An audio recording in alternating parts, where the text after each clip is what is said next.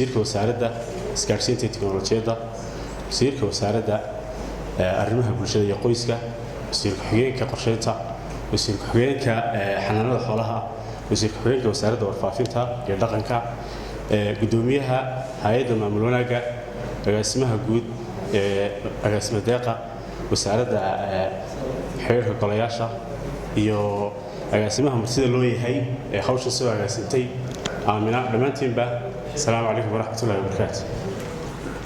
kolley waxay una daaran tahay xafladan quruxda badan waxa weeye waa web portalka oo kolley muddo soo socday oo wasiirka iyo wasaaraddiisuba ay gacanta ku soo hayeen. waxaa filayaa inay markii labaad tahay ee wasaaradaha iyo tiimka ay khusayso ee technicalka ah ay isugu yimaadaan sidan oo kale, iyadoo markii koowaad aanu eegaynay ka wasaarado ahaan ama hay'ad ahaan waxa la isticmaalo oo website-da la isticmaalo iyo sidii loogu guuri lahaa daatadoodii iyo foomka gebigaba sidii loogu bedeli lahaa loo midayn lahaa iyadoo la isticmaalayo web portalka ay wasaaradani keentay oo ah xaqiiqatan wax horumar u ah qaranka. waxaynu ogsoonahay taariikhda waqtigan aynu joogno in ay tahay waqtiga tiknoolajiyadda. haddii awal buug iyo qalin ama recording kale la isticmaali jiray, hadda waa waqtigii tiknoolajiyadda oo dotcom generation baynu dhammaanteed bannahay.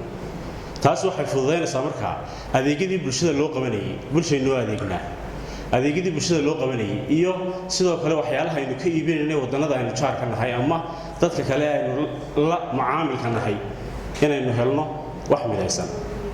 awal haddii wasaarad iyo hay'ad kastaaba ay fikirkeega iyo jacaylkeeda iyo waxa iyadu u aragtay inuu qurux badan yahay wax ku soo bandhigaysay, xaqiiqatan waxa qurux badan in la helo meel madal u ah lagu wada laga wada heli karo wasaaradihii iyo hay'adihii iyo dhammaanba xukuumadda structure-keegii oo haddaan imika u baahdo inaan xanaanadii xoolaha kale tusaale ahaan information rabo inaan ka helo waa inaan website-keeda ka heli karaa gofka oo aanan meel kale aanu baadi goobi karin, because qof kasta garan maayo ama dadka ajaanibka inta badan la xiriirta kaba soo qaado garan maayaan inay helaan wasaaradda u baahan yihiin.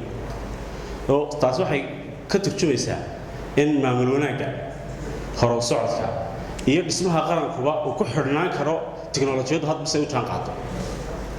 haddii tiknoolajiyadda la hagaajiyo la wanaajiyo sida positive-ka loo isticmaalayno hadda u isticmaalayno waxay ka qayb qaadanaysaa horumarkii qaranka. waxay tusaysaa bulshada waxaan adeegan loo qabanayaa inta uu leegyahay. waxay dareemi karaan dhadhami karaa qofka bilaadanka ee loo shaqaynaya shaqada loo hayaa noocay tahay. laakiin haddii sidii jaantaar rugun una iska noqoto inaga laftirkeena khasaaray nagu noqonaysaa.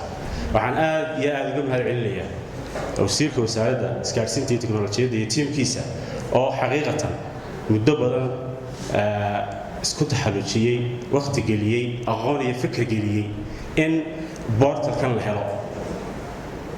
wasiirku marka waxa inoo sheegay wasiirka xigeenka qorsheyntu in 1995 adduunka laga isticmaalay.